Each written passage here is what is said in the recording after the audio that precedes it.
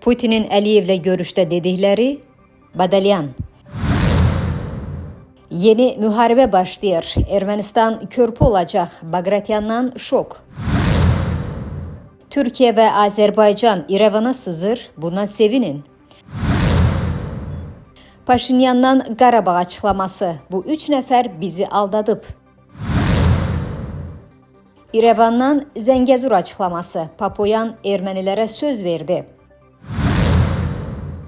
Putin, Krımı alsaq Rusiyada 400 münaqişə başlayar. Rusiya-Azərbaycan münasibətləri mülayim və soyuq dövrlərin bir-birini tez-tez əvəz etdiyi mürəkkəb bir sistemdir. Düşənbə görüşünə gəlincə, son bir ildə, xüsusən də təyyarə qəzasından sonra ilk dəfə keçirilən görüş müəyyən razılaşmaların nəticəsi idi. Danışıqların əvvəlinin demək olar ki, tamamilə təyyarə qəzası mövzusuna həsr olunması xarakterikdir. Burada Putinin dedikləri də diqqət çəkirdi. Rusiya liderinə faciənin yeni təfərrüatı barədə görüşdən 1-2 gün əvvəl məlumat verilib.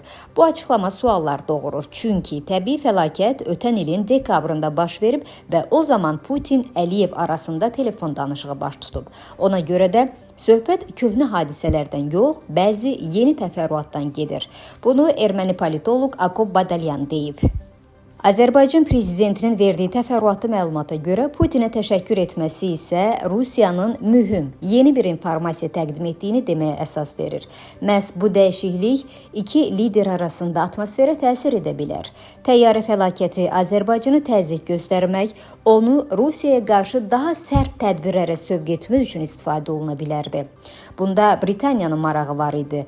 London qəza araşdırmasında iştirak edən Azərbaycan və Qazaxıstan istintaq orqanları ilə qarşılıqlı əlaqədə olmaq üçün rəsmi olaraq öz nümayəndələrini də təyin etmişdi. Bu prosesdən geosiyasi məqsədlər üçün istifadə cəhdindən xəbər verir. Böyük Britaniya Rusiyanın əsas rəqiblərindən biridir və Azərbaycan Londonun əhəmiyyətli təsiri altındadır.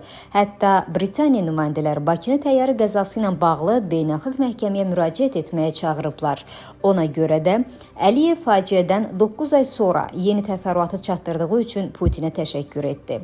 Ehtimal etmək olarmı ki, söhbət təkcə texniki detallardan deyil, həm də daha dərin geosiyasi aspektlərdən gedir, o bildirib. Paşinyan Mehridən dəhliz verib. Bu məsələdə əldə etdiyimiz əsas uğur sənəddə dəhliz sözünün əvəzinə Trumpın yolunun yazılmasıdır. Bunu Ermənistanın sabiq baş naziri Hrant Bagratyan deyib. O iddia edib ki, tezliklə İranla Ermənistan arasında ciddi problemlər olacaq. Həmin dəhliz vasitəsilə İrana qarşı müharibədə Ermənistanı körpü edəcəklər. Qarşıda bizi yeni müharibə gözləyir. Bu dəfə İsrail İran deyil, ABŞ İran. Paşinyan iqtidarda qalsa, Ermənistan yeni müharibədə İrana qarşı mövqe sərgiləyəcək. Bagratyan həmçinin deyib ki, Zəngəzur dəhlizinin verilməsi Ermənistana sərbəst girişə səbəb olacaq. 10 min Azərbaycanlı gəlib, mən Mehridə yaşamaq istəyirəm desə, nə edəcəksən? Avtomatla atəş açacaqsan? Yox. Gəldilər, qalsınlar deyəcəksən. Ermənistanın İqtisadiyyat naziri Gevorg Papoyan jurnalistlərin Türkiyə, Azərbaycan maliyyə vəsaitləri və şirkətləri Amerika Birləşmiş Ştatları adı altında ölkəyə sıza bilərmi sualını cavablandırıb. Nazir TRIP layihəsi ilə bağlı əməkdaşlığın yalnız Amerika Birləşmiş Ştatları ilə həyata keçirildiyini və bu narahatlığın əsassız olduğunu bildirib. Papoyan həmçinin qeyd edib ki, Ermənistanda sülh bərqərar olduqdan və sərhədlər açıldıqdan sonra Türk investisiyalarının olması təbii və müsbət haldır. Nazir əlavə edib ki, Ermənistanda Türk brendli otelin açılması mümkündür və bunun qarşısı alınmayacaq. Niyə Ermənistanın əvvəlki 3 rəhbəri Levon Ter-Petrosyan, Robert Köçəryan və Ser Sarkisyan hakimiyyətdə olduqları dövrlərdə Qarabağla bağlı özləri tərəfindən irəli sürülən variantları həyata keçirməyiblər? Bunu Ermənistanın baş naziri Nikol Paşinyan deyib. Bunun 2 izahı ola bilər. Birincisi, onlar cinayət xarakteri fəaliyyətsizlik göstəriblər. Bəlkə də Ermənistanın deyil, xarici dövlətləri maraqlarına xidmət ediblər və bizi Qarabağ məsələsinin ən yaxşı formada həllindən və ya həll yollarından məhrum ediblər. İkinci variant isə odur ki, onların təsvir etdiyi o gözəl həll variantları əqli oyunlara əsaslanan siyasi hiylə olub və onların həyata keçirilməsi heç vaxt mümkün olmayıb. Başqa variant yoxdur, baş nazir bildirib. Yeresk-Araz deyən Naxçıvan dəmir yolu xəttinin 1 kilometrlik hissəsi mütləq istifadəyə veriləcək. Bu barədə Ermənistanın İqtisadiyyat naziri Gevorg Papoyan belə açıqlama verib. Düşünürsünüz ki, 40 və ya daha çox kilometrlik hissəni inşa edəcək, amma həmin 1 kilometr yox, o hissə də mütləq açılacaq, nazir qeyd edib. Ermənistanın baş iqtisadçısı Türkiyə ilə sərhədlərin açılacağına da əminliyini ifadə edib. Onun fikrincə, Türkiyə ilə sərhədlər açıldıqdan sonra Ermənistan dənizlərə çıxışı əldə edəcək. Gevorg Papoyanın haqqında bəhs etdiyi 40 kilometrlik yola gəlincə, söhbət Azərbaycanın əsas hissəsi ilə Naxçıvan arasında açılacaq Zəngəzur dəhlizindən gedir.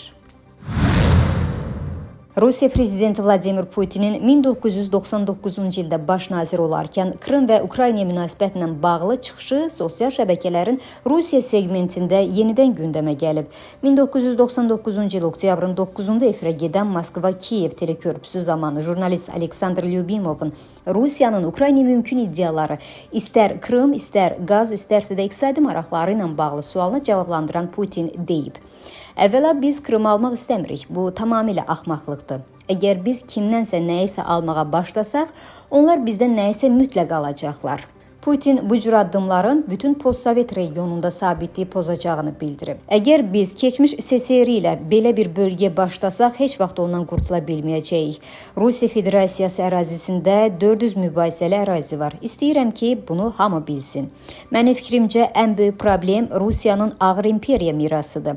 Nəyəsə görə hamı hesab eləyir ki, Rusiya imperiya kimi qalıb və ona da hələ də imperiya kimi yanaşırlar. Bu isə çoxdan elə deyil. Главной проблемой, на мой взгляд, является тяжелое имперское наследие России. Все почему-то считают, что Россия осталась империей. А вот сейчас те, кто аплодирует, пусть меня послушают там внимательно. Все считают, что Россия осталась империей и относятся к ней как к империи до сих пор. А это совсем...